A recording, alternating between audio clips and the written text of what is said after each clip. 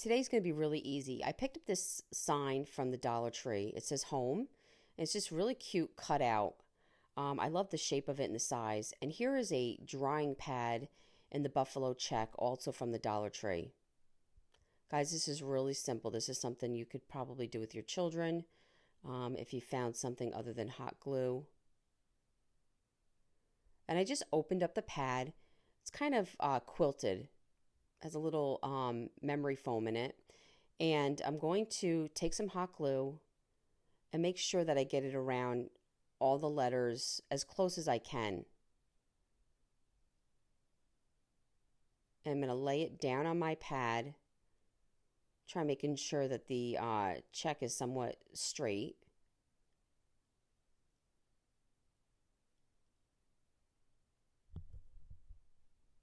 I'm going to take a pair of scissors and I'm going to cut just under the edge of the sign so that you can't see along the edge.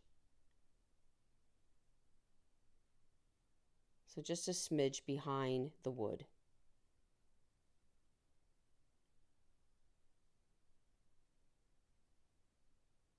I had this black and white bead from Garland from Hobby Lobby. I like to pick them up when they're on clearance. I removed some of the beads to get down to the jute so I could make this hanger even. And tied a knot on the one end so that the beads would not continue to fall.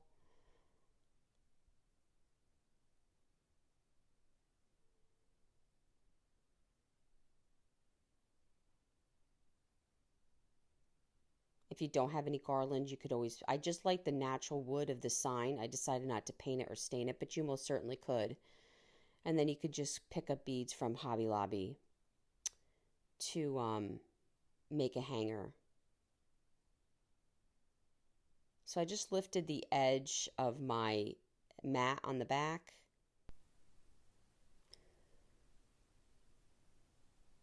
I put a little glue and tucked the end of the jute just a little bit underneath the mat.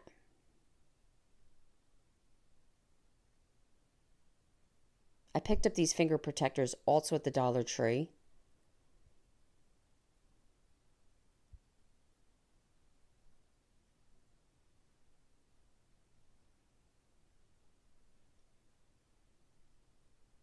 I think this is so cute. You could leave it just like this.